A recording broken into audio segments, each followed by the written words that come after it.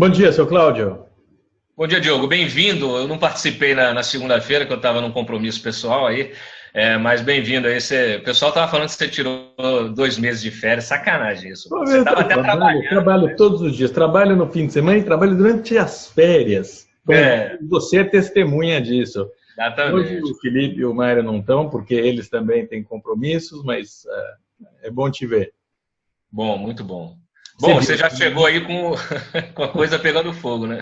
Eu peguei, eu estava fora durante o momento melhor, acompanhando, obviamente, o nosso site, vendo tudo que acontecia, e agora eu pego o rescaldo.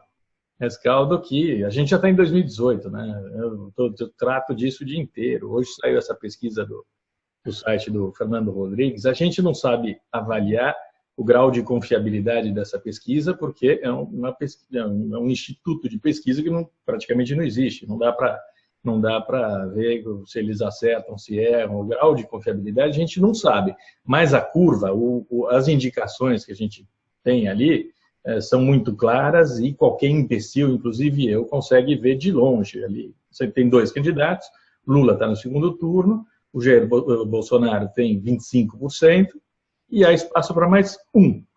E a gente sabe que esse um jamais será o Geraldo Alckmin, jamais será a Marina Silva, ela aparece com 3% nas pesquisas, um negócio bastante espantoso, e sobra ou João Dória, ou um nome que virá lá na frente, ninguém sabe. Um coringa que possa surgir, né? Alguém que pode surgir, mas o espaço em 2018, neste momento, é o meio, porque metade é ocupada pelo João Dória, a outra metade é esse candidato X. Mas não O é. desafio, o desafio do João Dória me parece que é nacionalizar o nome dele, né? Porque ele é um personagem um personagem político de São Paulo, que tem realmente ali. A gente viu até pouco tempo saiu uma pesquisa da XP com os investidores, então ele é o nome do mercado, né? Ali o Geraldo apareceu também, mas o Dória aparece até um pouquinho dentro da margem de erro, mas um pouquinho na frente. Então, enfim, o mercado é tucano, né? O mercado de São Paulo é tucano, São Paulo é PSDB, e esse nome, obviamente, aí o Dória tá muito forte, está crescendo, mas precisa nacionalizar, esse é o esforço dele. Uma coisa que é um desafio para alguém que está administrando a maior cidade do país, que tem problemas enormes para enfrentar e que, na verdade, não tem tempo para ficar viajando, né? Ele andou fazendo discurso lá na Bahia, lá em Salvador, aí até surgiu a ideia de que ele poderia ir para o DEM, para um novo DEM, né? Que o DEM está aí se articulando. É uma ideia muito sensata, na verdade, porque a minha impressão é de que o PSDB não tem, é irrecuperável. Eles não têm a marca PSDB, já era. Todo mundo está mudando de nome de partido, o PSDB implodiu, não existe mais. É verdade. Acabou. Então, a ideia de ir para um novo DEM faz todo sentido para o perfil da candidatura do João Dória. Quer dizer, se a ideia dele é pegar um pedaço do establishment e um pedaço de novidade, quer dizer, uma novidade não contaminada pelos esquemas de propina descobertos pela Lava Jato, se essa é a ideia. O DEM tem um discurso muito interessante. Primeiro que assim, o DEM, que era o partido que o Lula quis extirpar da política, né? Ele acabou renascendo. Né? Ele ficou muito pequeno e acabou renascendo, e hoje está aí virando polo de atração de parlamentares, de políticos insatisfeitos nas suas próprias legendas. E o DEM tem uma característica porque, assim, ele tem uma coisa que o PT e o PSDB não têm, que é o discurso. Ele pode usar o discurso da ética, porque ele expulsou o Demóstenes Torres e o José Roberto Arruda, ex-governador aqui do Distrito Federal, que foi preso, e o Demóstenes se envolveu naquela história do Cachoeira. E assim que eles se envolveram nesses escândalos de corrupção, o DEM tirou esses personagens da legenda. Então, cumpriu com uma cartilha, né, que todos os partidos deveriam cumprir e que não fazem. Né? Está aí o Aécio se arrastando, né, e arrastando o PSDB junto, né, nessa coisa de não querer sair, aí marcaram convenção nacional, etc. e tal, e o PT com o Lula, né, e todos os outros, Iglesias e o Escambau, todos os outros pendurados também. Então o DEM acaba surgindo, vamos dizer assim, acaba saindo na frente nessa coisa. Agora, tem uma vantagem, tem outra vantagem, que o DEM não é nada, né? Ele sabe se metaforizar, ele já foi Arena, PFL, DEM, ele pode ser qualquer coisa. Se de fato houver essa incorporação de metade do PSB, ele é híbrido, ele pode se moldar de acordo com as conveniências, de acordo com as circunstâncias, e se transformar em algo mais ou menos irreconhecível. Se ele conseguir tirar essa pecha de DEM do DEM, o João Dória fica com uma coisa relativamente limpa e relativamente nova, e vai roubar a forma eleitoral, né? E vai roubar a bandeira do PSD, do Kassab, que era exatamente essa aí que você está falando, né? Exatamente. Olha, eu conversei com gente no... o Kassab a gente sabe que... Eu conversei com gente no DEM, e eles inclusive vão lançar um novo estatuto do partido, e eles querem agregar tudo, agregar tanto o discurso social, de políticas sociais, mas dentro da responsabilidade fiscal, né, para não repetir o desastre do PT, mas também agregar o livre mercado, agregar todo esse discurso do livre mercado. Oi, Felipe. Então, assim, o DEM está se metamorfoseando, como você bem falou, está se adaptando às novas circunstâncias e tem essa vantagem. No caso, só voltando para a questão do Dória, então é isso, o Dória tem esse desafio de nacionalizar o nome dele, enquanto o Bolsonaro já está fazendo isso, tem inclusive feito aí viagens e visitas em vários estados, já se antecipou, vamos dizer assim, essa caravana que o Lula vai começar agora, o Bolsonaro já está fazendo, até porque ele não é um nome tão conhecido como o Lula, e ele está justamente trabalhando nessa nacionalização do nome dele. E, enfim, ele é um fenômeno, né? Ele é inacreditável, sem partido, sem nada. Não tem uma estrutura, não tem porcaria nenhuma. E está com 25% nas pesquisas, é bastante inacreditável. Oi, Felipe, tudo bom? Tudo bem, Diogo. Eu estava aqui conversando com o Cláudio sobre essas pesquisas de opinião. A gente não vai ficar nos números, porque não sabemos exatamente se eles são corretos ou não, mas o quadro a mim parece claríssimo. A gente tem esses dois candidatos, Lula e Bolsonaro, e o terceiro que será João Dória, ou algo que a gente não sabe o que vai ser. Os outros estão fora completamente de qualquer cogitação, esses que estão sendo pesquisados agora, como Alckmin, Marina Silva, Ciro Gomes, é tudo... Ciro Gomes, deixa eu até abrir um parênteses, Felipe, antes de mais nada, porque eu sei. Aí você citou, agora eu fiquei puto aqui, porque é o seguinte... O Ciro Gomes é um nada. Eu falei um dia desse no Twitter. É um nada. É um nada político. É um truculento. É um coronelzinho de meia tigela, meia pataca. E o jornalista tem que parar de ficar ouvindo o Ciro Gomes como se fosse referência de alguma coisa. Um cara que já tem vídeo dele agredindo mulher na rua, fazendo o escambau. Tem aquela história lá da limousine. Tem uma série de coisas. Está aí todo envolvido. Toda hora tem denúncia contra ele. É um cara sujo. É um político truculento, é um político retrógrado, ele não representa nada, não tem discurso de nada. Se ele se aliar ao Lula, como dizem que pode se aliar ao Lula, ótimo, os dois se abraçam e vão para o inferno. Imagina se o Bolsonaro tivesse que faz o Gomes, pela imprensa e cogitado pelos institutos de pesquisa. Não. Se o Bolsonaro fizesse o que faz o Ciro Gomes, a revolta contra ele seria imensa. Não, imagina, estava preso, né, Felipe? Arrancando cartaz de manifestante, rasgando cartaz. Estava preso. Ele estava preso. O Bolsonaro tivesse feito o que o Ciro Gomes fez com aquela mulher lá no Ceará, que saiu de madrugada, o cacete mandando, xingando. Ele já tinha sido, sabe, Como você disse, ele é uma nulidade eleitoral, quero dizer. Uma nulidade, Mas ele é um cara que conta com o talento dele de engrupir as pessoas num debate, né? Eu escrevi um perfil sobre ele na newsletter na semana passada, Ele está com um discurso com diversos pontos em comum com a narrativa do PT, defende a Dilma contra o impeachment, defende o Lula da sentença do Moro, aí diz que admira o Lula, considera o mais esperto de todos, diz que o Lula tem 30% de aprovação lá dos petistas, mas mais de 50% de rejeição, então ele acha que o Lula, na hora H, vai calcular e não vai querer disputar a eleição. Essa é a esperança dele, porque aí fica tudo pulverizado entre outros candidatos, que ele diz que de 6% a 15%, embora o Bolsonaro aí já esteja na casa dos 20%, e ele acha que isso vai ser decidido no debate. Então, como ele tem toda aquela lábia e aqueles números todos de quem já foi ministro do governo Itamar Franco, ministro do Lula, ele tem aquele talento para... É interessante, você está falando uma coisa muito séria. Vários números num debate e fazer com que as pessoas acreditem na versão dele. Ele quer dar o eleitorado do Lula. Né?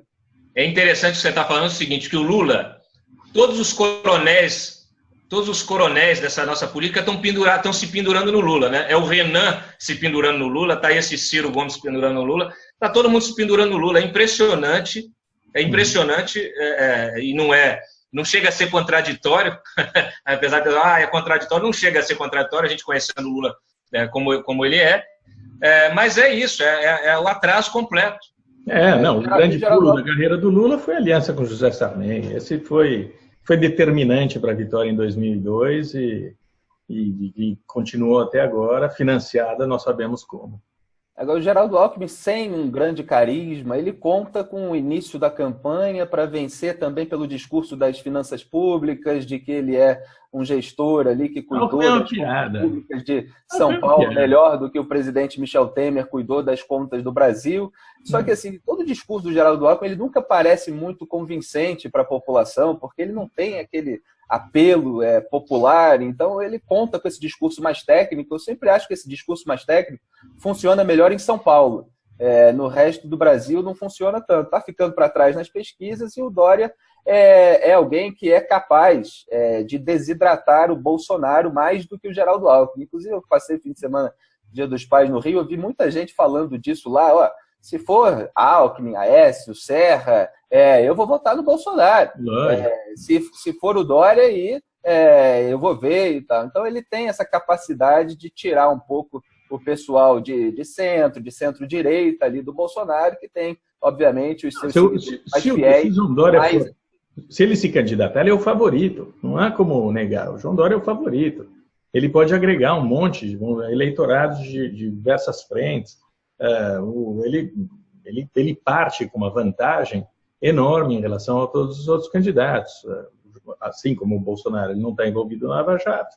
E, ao mesmo tempo, ele tem o apoio de todo o sistema. Então, não vai ser... Ele é favorito sem dúvida nenhuma. O Alckmin é uma piada.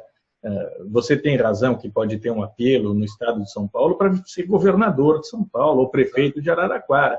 Mas esses números... Ele consegue até ser senador. O apelo dele não se nacionaliza nem mesmo em São Paulo, porque senão ele não teria 4%, 3% nas pesquisas. Quer dizer, o eleitorado de São Paulo sabe que é inviável a candidatura do Geraldo Alckmin para a presidência da República. A rejeição dele, hoje em dia, está batendo na do Serra, na do Aécio Neves, está lá no alto. Não tem mais os 40%. E no final das contas, todas essas eleições que o PSDB perdeu, ele rivalizando com o PT, no final das contas ele era o candidato anti-PT, né? Então, assim, não é porque o pessoal gosta muito do PSDB, porque é uma grande alternativa, mas quando você tem o resultado eleitoral de Aécio, o resultado eleitoral de Alckmin, desde lá de 2006 para cá, até a última eleição contra a Dilma, né, o Aécio perdeu para a Dilma, que é essa nulidade. Então, assim, o PSDB precisa entender o real tamanho dele também e entender como que vai ser essa equação do voto anti-PT, porque de que tamanho exatamente o PT vai ter, que tamanho o PT, se o Lula realmente for candidato, que tamanho o Lula vai ter, né, nessa disputa, porque senão você vai acabar tendo uma fragmentação do resultado.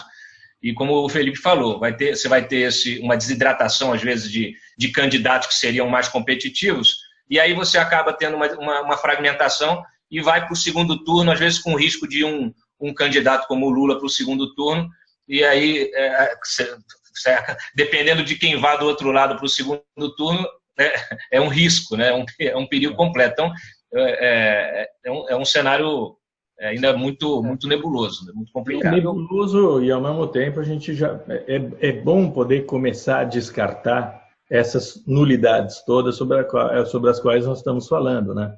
Enquanto a imprensa continuar a tratar do Geraldo Alckmin como um candidato viável, e a gente tiver que reproduzir as notícias, porque são elas que fazem o dia a dia da discussão, do debate político no Brasil, a coisa fica paralisada. Mas está na hora de começar a eliminar. O cara é inviável. A Marina Silva vai ter que inventar um caminho para a vida dela que não seja a própria candidatura. Vai ter que bater a porta do Joaquim Barbosa, que aí sim vai mexer em todo o quadro eleitoral, não tenho a menor dúvida sobre isso. Algum jeito ela vai ter que dar, mas não a candidatura dela. Então, as coisas... Tem que começar a discutir, né, Diogo? A imprensa tem um dever de começar a discutir a legitimidade desses candidatos, desses pré-candidatos.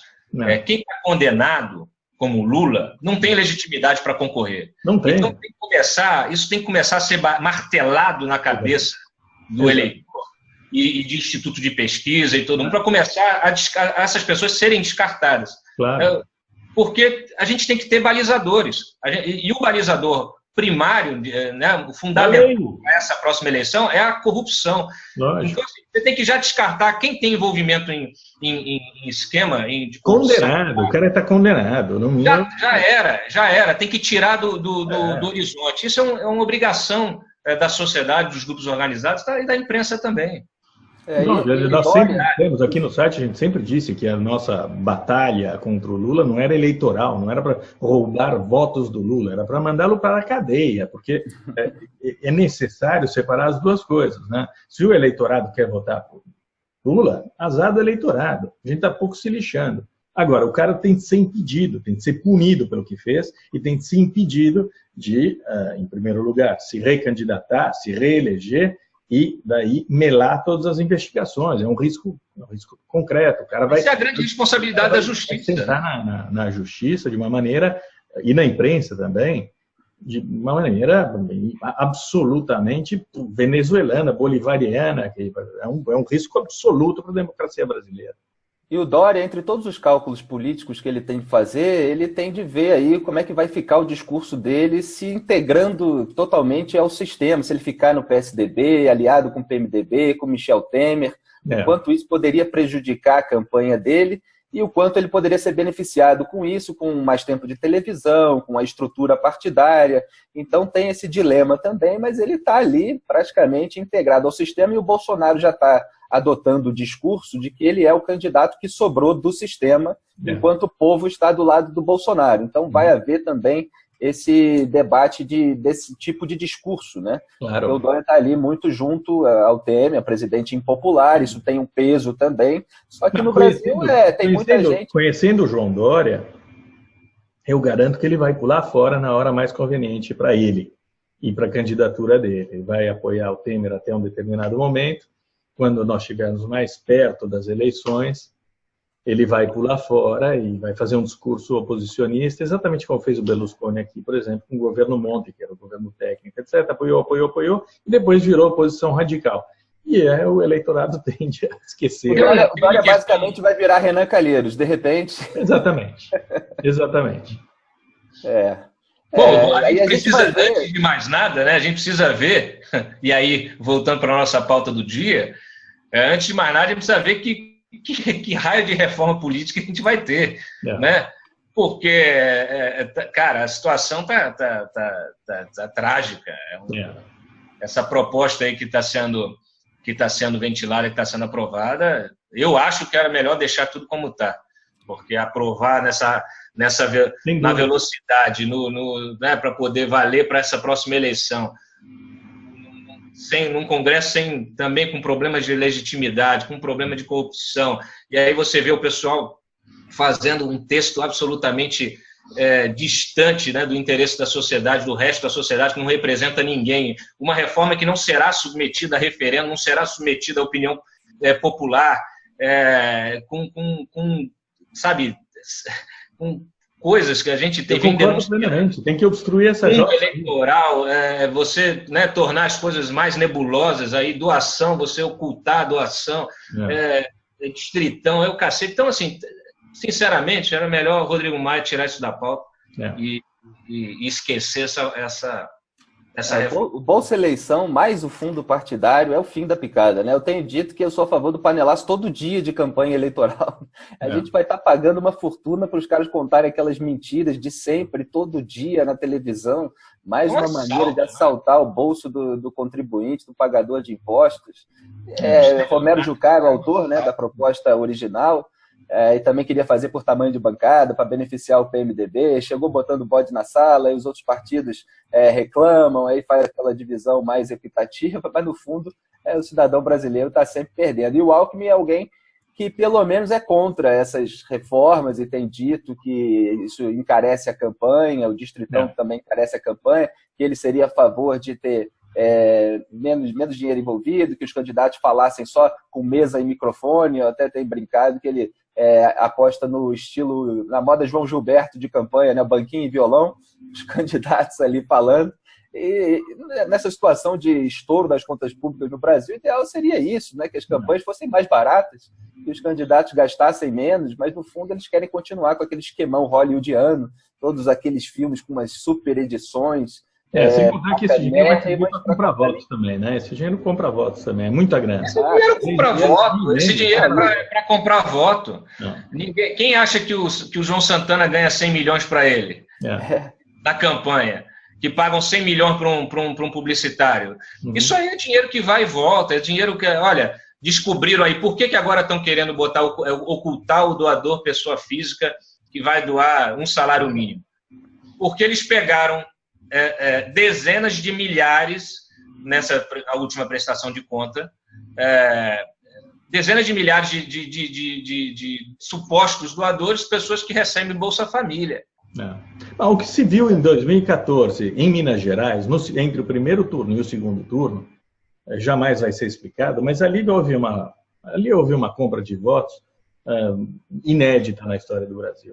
Não existe outra explicação possível. Todas as explicações que foram dadas são furadas. Ali não se sustenta e a gente levantou um monte de coisas aqui, de empresas, de SMS, que disparavam SMS, tudo com dinheiro sujo, tudo empresa fantasma. Ninguém sabe. A campanha da Dilma está cheia de episódios nebulosos, esses sim, sobretudo concentrados nessa virada que foi essencial para a vitória dela em 2014 em Minas Gerais. Agora, Diogo, como bem falou o Felipe, outros pré-candidatos têm que começar a se manifestar contra essa reforma política, contra esses abusos de fundo, de bolsa, não sei o que, de distritão, desses negócios todos. Senão também é muito fácil, né? Se o Dória fica quieto lá esperando a banda passar, também perde o discurso. Tem que começar o Dória já perdeu a capacidade de se mostrar como líder. Tem que começar a se posicionar, botar a cara na imprensa e começar a falar, olha, o que pensa, né, no final das contas, que depois que tiver aprovado, não interessa mais. Você pode se lambuzar até um determinado ponto, você pode ser ambíguo até um determinado ponto, mas não é o que os brasileiros querem. Você vai perder, você vai minando a própria capacidade de convencimento com essas atitudes melífluas.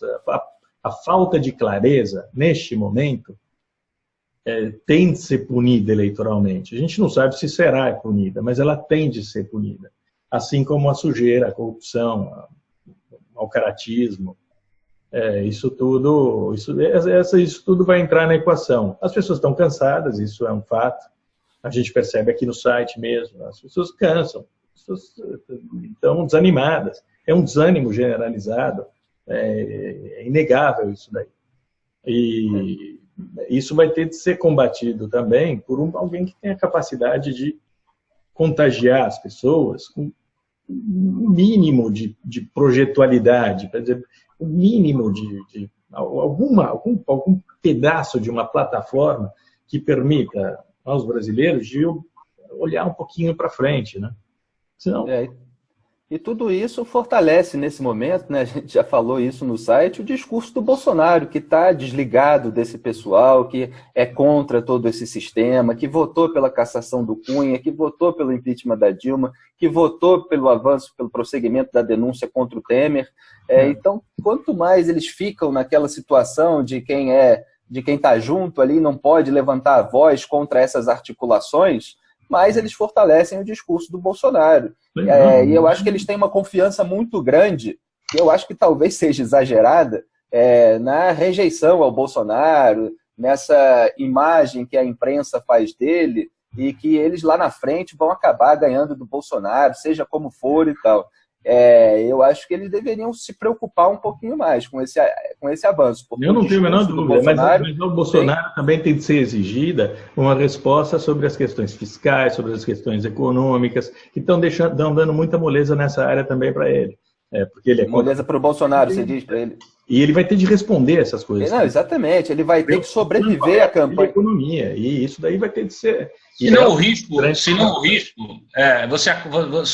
o cara não se posiciona, não externaliza o que ele realmente pensa sobre as coisas de forma clara, você corre o risco de ter fenômeno eleitoral, de o cara sair na frente numa pesquisa e quando chega nos debates, o cara despenca, né? Sei lá, São Paulo, pega lá Celso Russomano, né? Que também vinha como uma alternativa, uma terceira via, não sei o quê, por 2 vezes morreu na praia, nadou e morreu na praia. Bolsonaro tem que começar também a se posicionar, já que ele tem que ter a responsabilidade para tratar de temas que são fundamentais da pauta econômica, da pauta política, não é só dizer generalidades, né? E também a gente tem que parar, tem que mudar um pouco a agenda, e é uma obrigação da imprensa diversificar a agenda para debates como o do Bolsonaro, que vão além dessas questões morais, né? Assim, de morais que eu estou falando, assim, essa coisa de, igual ontem, teve lá o julgamento dele em relação à indenização da coisa do estupro. Sabe, são temas recorrentes que já estão ultrapassados. Vai ficar discutindo, você é racista, não sei o quê, é feminista, é machista, é contra o aborto, é a favor do aborto. Foda-se, entendeu? Ele é um candidato de verdade. O cara tem 25 A gente tem que ter responsabilidade e maturidade. Diariamente e profundamente, mas ele é um candidato de verdade. Ele não é um personagem de circo que com os 4% de votos, assim, que fica ali, pode ser escanteado e ridicularizado e acabou ali. Não é isso. Ele tem que ser tratado como um candidato de verdade. Exatamente. Senão, os outros candidatos vão passar o que passou a Hillary Clinton, a esquerda americana, de ridicularizar demais o Donald Trump, não levá-lo a sério. Agora, é isso que o Diogo falou, o Bolsonaro vai ser alvejado durante a campanha, ele vai ter de responder, ele vai ter de demonstrar um mínimo de substância em assuntos econômicos, por mais que sempre se possa alegar que economia se escolhe equipe, né? Se a gente for pensar nos últimos presidentes do Brasil, eles não entendem muito de economia, né? A Dilma, esse desastre, o discurso do Lula sobre a economia é um discurso de expansão de crédito, vamos dar dinheiro para as pessoas que estão endividadas e aí elas elas abrem uma nova dívida. Se você pegar vídeo dele no YouTube, o Lula está sempre falando isso. Talvez o último presidente... De fato, um desastre. Eu acho que um desastre. Os estão meio escaldados com esse tipo de ignorância econômica. Exato. E de discurso, o populismo econômico, eu espero que já tenha esgotado sua trajetória. Já que você tocou nesse assunto, Felipe, é o seguinte, eu acho que aí a responsabilidade de todos nós é uma só. Exigir desse pessoal que se pré-candidata, que se postula a assumir uma função presidencial, a dizer o que vai fazer no dia seguinte. Não me importa ele ser eleito. Ser eleito é fácil. Se tiver um bom marqueteiro, se tiver frauda urna, compra voto, sempre tem um jeito desse pessoal ser eleito. Eu quero saber o que vai fazer no dia seguinte. Como é que vai formar um governo? Quem são as pessoas? Quem são as pessoas quem são os ministros? Como é que vai, por exemplo, o Bolsonaro tem essas vantagens todas que foram colocadas, mas, por outro lado, tem uma série de desvantagens. Até hoje, na vida parlamentar dele, como saiu aí, já foi publicado, ele aprovou 2 projetos. Isso revela uma dificuldade no diálogo político. O diálogo político, ele precisa existir, a política precisa ser feita, não a política da negociata, mas a política ela é feita de diálogo, de conversa, de negociação política, não estou falando de grana, não estou falando de pagamento. O Lula já mostrou que de negociação ele só entende realmente a negociação política na base da propina. E essa gente, seja Bolsonaro, seja Dória, seja quem for, precisa dizer o seguinte: que governo vai formar? Quem são as pessoas? Porque um cara que é isolado, um outsider, ele vai ter sérias dificuldades também para poder formar esse governo. Quem é que ele vai chamar? Quem vai querer trabalhar com ele? Ele tem que mostrar a capacidade de agregar, não é só de desagregar. Mostrar a capacidade de agregar gente capacitada e boa, que possa. Senão ele também não governa. Ele vai ser eleito. Ele vai ser eleito e no dia seguinte ele é empichado. Para a imprensa, não o próprio Bolsonaro. Ele vai ter que ter uma pessoa que possa falar para ele, e no lugar dele, no nome dele. É simples. É simples. Ele vai o Bolsonaro, seja ele, vamos lá, Bolsonaro é eleito. No dia seguinte precisa negociar com o Congresso. E Congresso? Que Congresso a gente vai ter? A gente também tem essa fissura por presidente da República e esquece que deputado e senador talvez tão ou mais importante quanto o presidente. Então, assim, o tipo político é mais complexo, né? Aqui no nosso site, eu acho que a linha tem que ser essa mesmo. Lula é inelegível para nós e a gente vai continuar até o fim, independentemente do número de votos que ele tenha nas pesquisas, 5% ou 45%, tanto faz, ele é inelegível, ele tem que ser colocado, chutado do sistema, ele tem que ir para o ostracismo político, banido da vida pública, preferivelmente preso. Os 2 candidatos que sobram são Jair Bolsonaro e João Dória, e o Mr. X, ou Mrs. X, que a gente não sabe quem é, que pode surgir de alguma, sabe-se lá de onde, vai brotar espontaneamente da sociedade, né? Só para completar isso que o Cláudio está falando, é porque tem 2 coisas diferentes, que é a capacidade do Bolsonaro, depois de eleito, governar e negociar com o Congresso, e a simpatia do público por quem foi contra todo esse sistema, que ele vai usar durante a campanha. Obviamente, ele vai ser atacado por ser incapaz de conciliar, vai ser levantada essa bola de que ele apresentou 171 projetos legislativos, 2 foram aprovados, são 44 de segurança pública. Ele vai explorar isso como quem prioriza a segurança pública e vai ser atacado pelos outros que estão ali dentro do sistema como esse personagem que é incapaz de conciliar. Como o Diogo falou, ele precisa de alguém que fale por ele em matéria de economia. Seria bom que ele trouxesse para a equipe dele um nome de peso.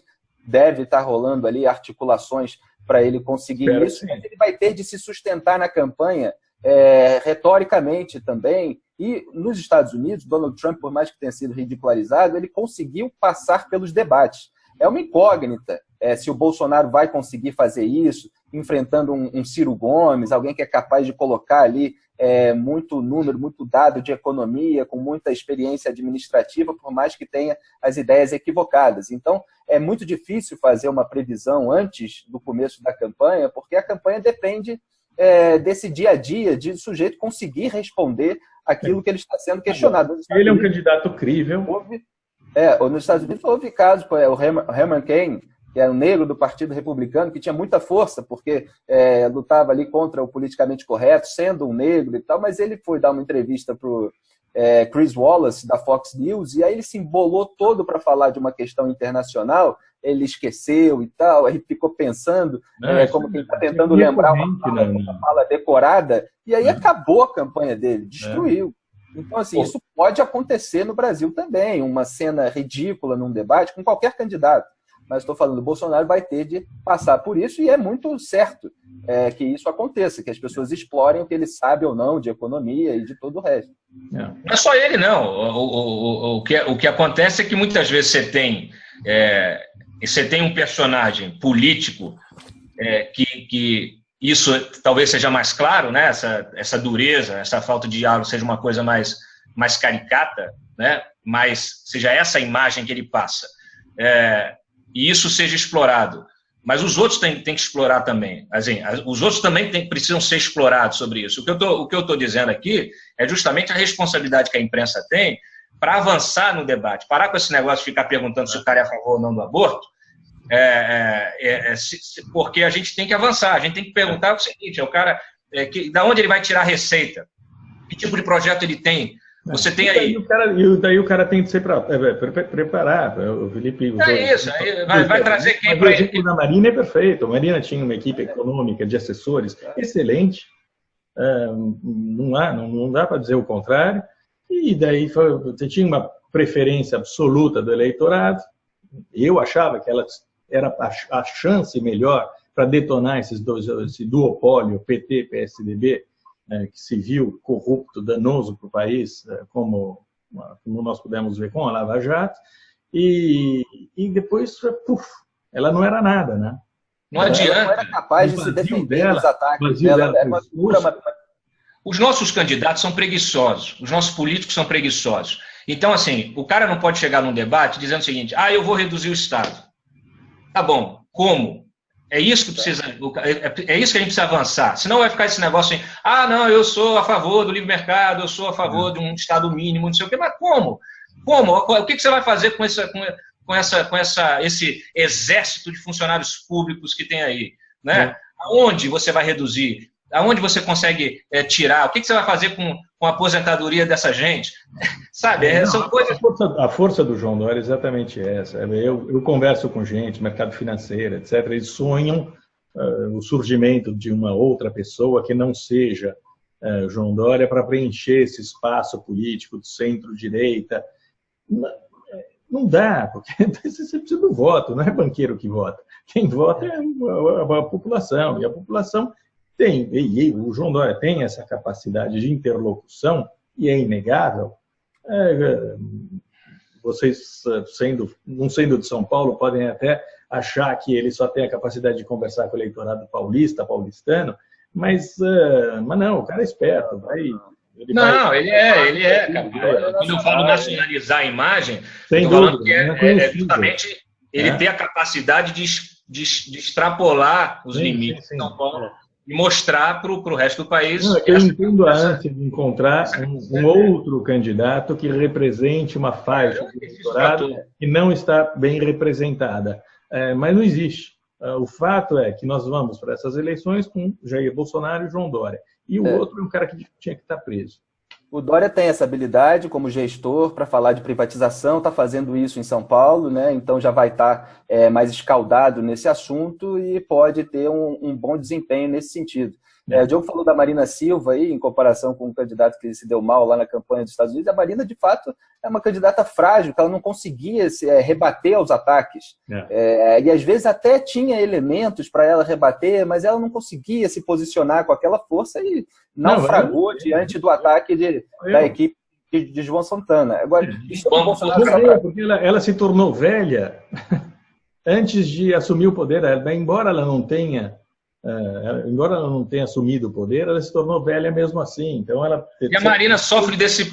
dela refletem o fato de que ela não é mais nada. Ela desapareceu, ela sumiu. A Marina sofre dessa dualidade, dessa falta de posicionamento, né? Que você estava mencionando em relação a outros. Ela falta de posicionar. É uma dificuldade desses políticos dizerem o que pensam, gente. É o que vai acabar aquela sensação de rabo preso. É o que vai acabar ferrando com o João Dória se ele insistir em fazer esse acordo espúrio com Michel Temer até o fim do mandato. É o grande problema do rabo preso, que passa uma impressão de não sinceridade para o eleitorado. Nesse ponto, mas é não sinceridade mesmo. Mas assim, além de ser, isso realmente aparece como tal para o eleitorado. Gera uma percepção nesse sentido e é isso que beneficia o Bolsonaro. E para contrapor aquele discurso de que ele não é conciliador, o que ele vai usar em relação à própria dificuldade de aprovar projetos durante esses 26 anos no Congresso, é que o Congresso era essa coisa horrorosa que a população... É um ponto de força dele também. Então, isso dá um discurso para ele também. Então, é um ponto de força eleitoral e um ponto de fraqueza administrativo, digamos assim. Exatamente. Então, esse é o cenário, tem vários... Tá cedo, ele tem tempo para corrigir todas essas partes, correr atrás, fazer o trabalho de casa. Bom, abraço, a gente falou para danar hoje. Eu tinha 2 meses sem fazer reunião de pauta. Hoje nem falamos de meta fiscal. Ainda bem, né? Porque eleição 2018 é um assunto bem mais divertido que meta fiscal, né? Não, a gente nem entrou nessa, porque... Pum! Tchau, até sexta. Tchau, gente.